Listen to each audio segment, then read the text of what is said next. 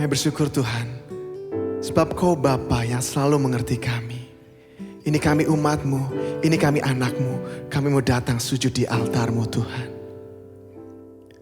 Bila hati terasa berat, tak seorang pun mengerti bebanku. Ku tanya Yesus, apa yang harus ku buat? Dia berfirman, mari datanglah. Dia selalu pedulikan aku. Ku datang Yesus, Dia pikul segala bebanku. Sujud di altarnya, ku bawa hidupku. Ku terima anugerahnya, Dia ampuniku dan bebaskanku. Dia ubah hidupku, barui hatiku. Sesuatu terjadi saat datang di altarnya. Dia berfirman, mari datanglah. Dia berfirman, mari datanglah. Dia selalu pedulikan aku. Ku datang Yesus, Dia pikul segala bebanku. Sujud di altarnya, sujud di altarnya. Ku bawa hidupku, ku terima anugerahnya. Dia ampuniku dan bebaskanku. Dia ubah hidupku, Dia barui hatimu, barui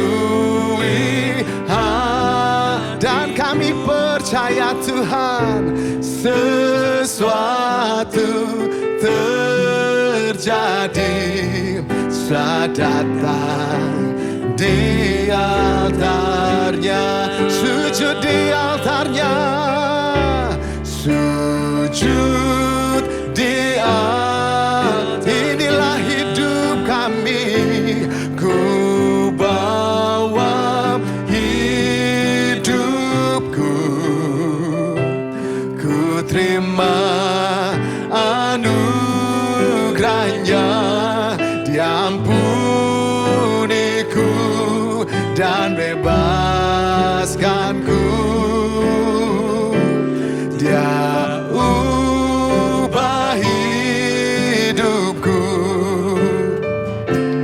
barui hati. Dan kami percaya Tuhan, sesuatu terjadi, pemulihan terjadi, pemulihan mujizat terjadi, mujizat kemenangan terjadi, kemenangan terjadi saat datang di altarnya. Kami datang sujud menyembah-Mu. Kami datang sujud membawa hidup kami hanya ke dalam tangan-Mu Tuhan. Kami menyerahkan hidup kami menyerahkan beban kami. Sebab Kau Allah yang sanggup, Kau Allah yang besar, Kau Allah yang mengerti kami. Tiada yang mustahil bagi-Mu. Terima kasih Yesusku. Saudara-saudaraku yang kekasih di dalam Tuhan, hari ini saya mau membaca satu ayat dari kebenaran firman Tuhan di dalam kitab Filipi 1 ayat yang ke-22 yang berkata demikian. Tetapi jika aku harus hidup di dunia ini, itu berarti bagiku bekerja memberi buah. Sejak dalam kandungan, seorang anak yang bernama Adam Dennis sudah divonis mengidap sindrom Dandy Walker, yaitu satu penyakit yang mengakibatkan kelainan bawaan pada otak pada bagian cerebrum otaknya Dennis.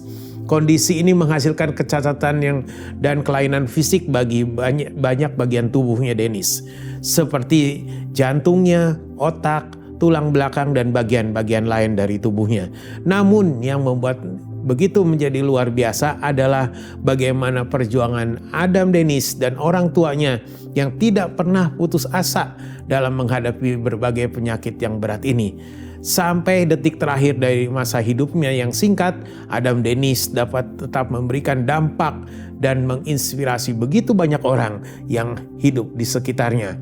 Sebagai pengikut Kristus, kita pun dipanggil untuk bisa memberikan hidup yang berdampak bagi sesama. Rasul Paulus berkata, tetapi jika aku harus hidup di dunia ini, itu berarti bagiku bekerja memberi buah.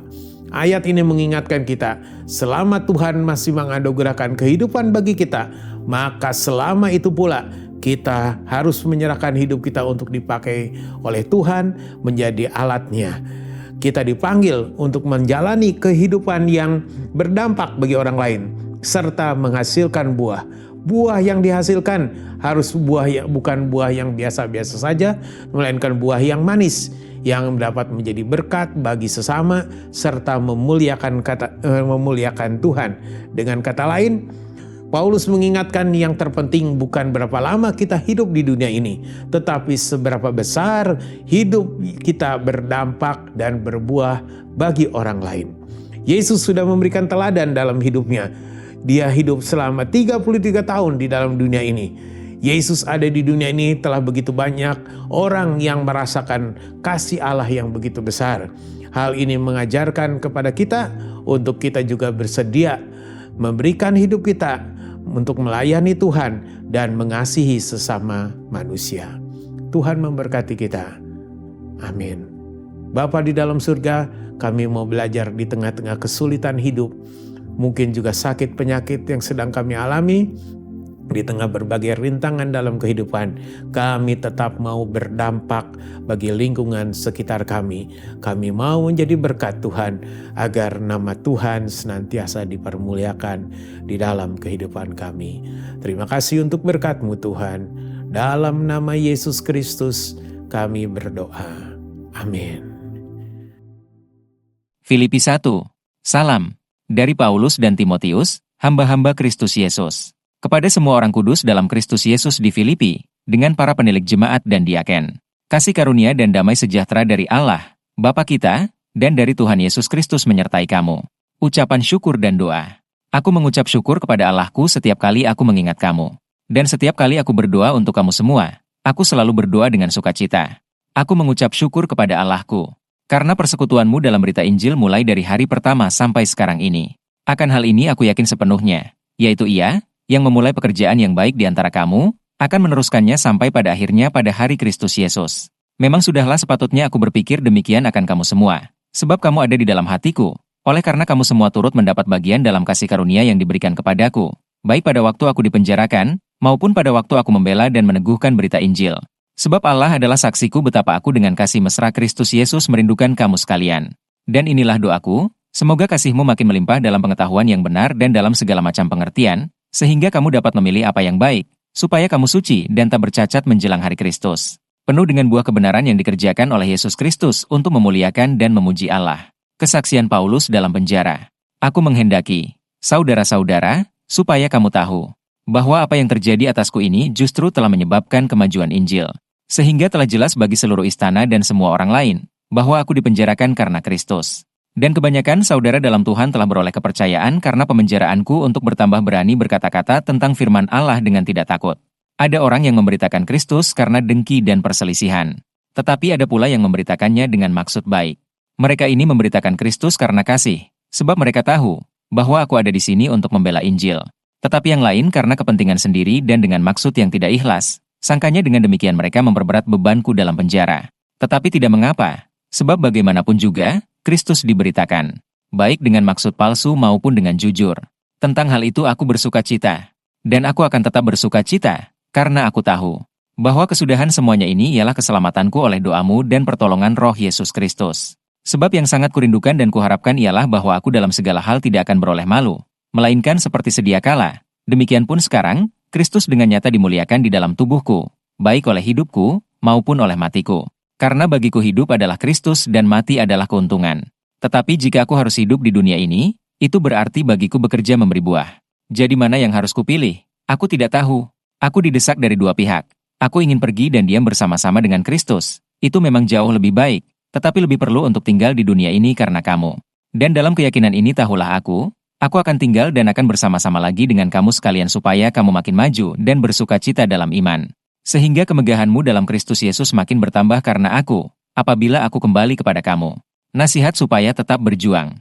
Hanya, hendaklah hidupmu berpadanan dengan Injil Kristus, supaya, apabila aku datang aku melihat, dan apabila aku tidak datang aku mendengar, bahwa kamu teguh berdiri dalam satu roh, dan sehati sejiwa berjuang untuk iman yang timbul dari berita Injil, dengan tiada digentarkan sedikit pun oleh lawanmu. Bagi mereka semuanya itu adalah tanda kebinasaan, tetapi bagi kamu tanda keselamatan, dan itu datangnya dari Allah. Sebab kepada kamu dikaruniakan bukan saja untuk percaya kepada Kristus, melainkan juga untuk menderita untuk Dia. Dalam pergumulan yang sama seperti yang dahulu kamu lihat padaku, dan yang sekarang kamu dengar tentang aku.